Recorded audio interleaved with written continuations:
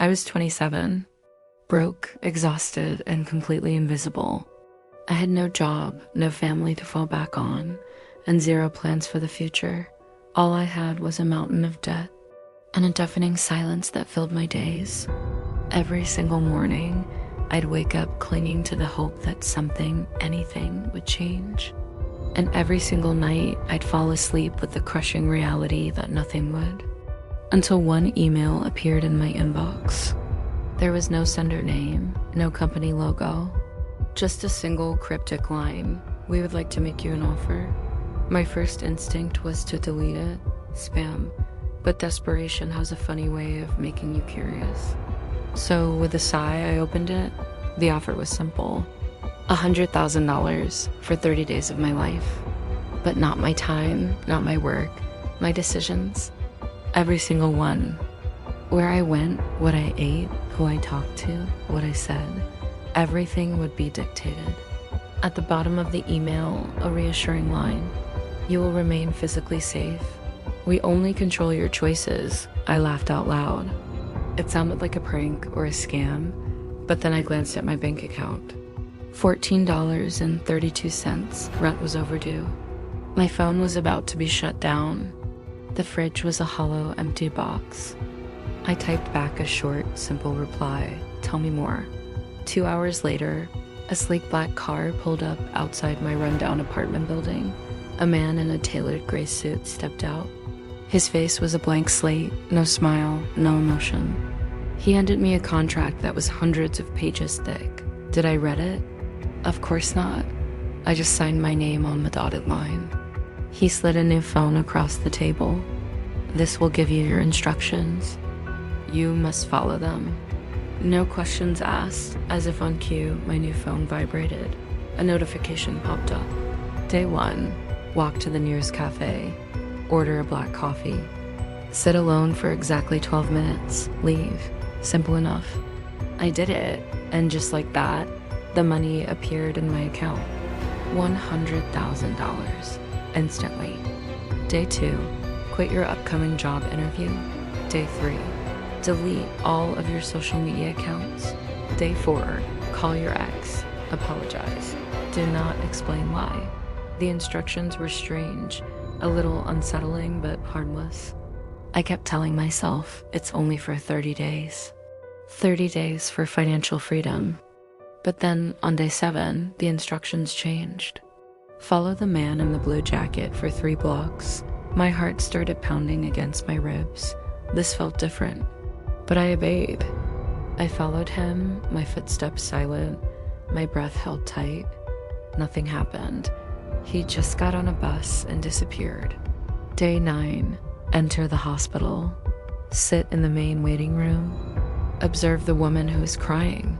Day 11, give $5,000 in cash to the homeless man near the bridge. Why? There was never an explanation, just commands.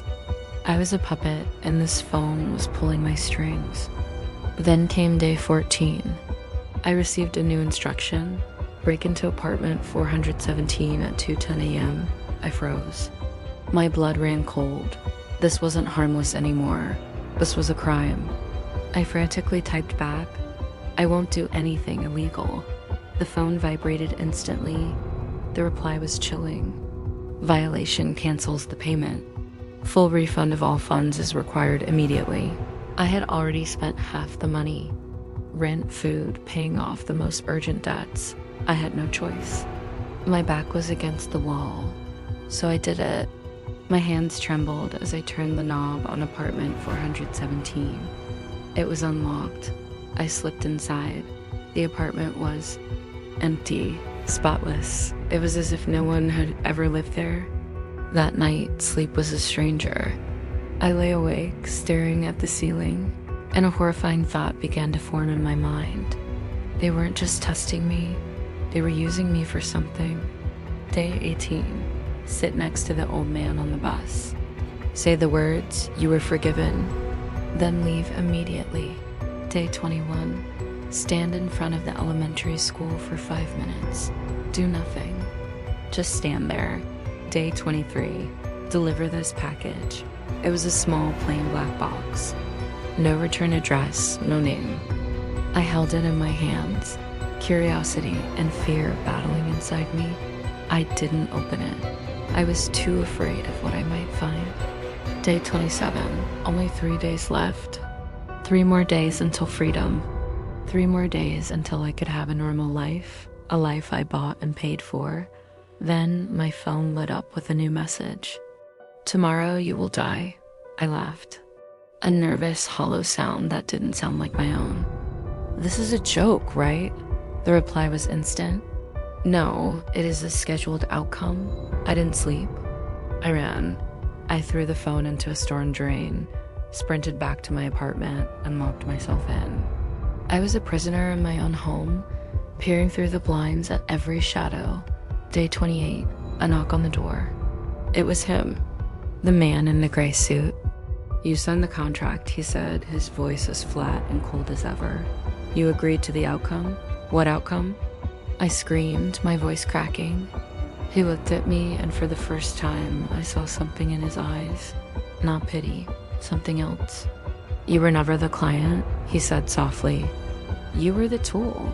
They weren't buying my life. They were buying probability. My human actions, my small choices. They created chain reactions, ripples in the pond of reality. Every step I took, every word I spoke, changed something for someone else. Someone met the love of their life because I was told to go to a specific cafe. Someone else missed a bus that was destined to crash. Someone survived. Someone didn't. They weren't controlling me. They were programming the future, using me as their unwitting code. I tried to run past him, but my vision started to blur. A sharp burning pain erupted in my chest. The world began to fade to black. I woke up. The sterile white ceiling of a hospital room greeted me. Machines beeped rhythmically around me. A doctor stood by my bed, his voice a low whisper.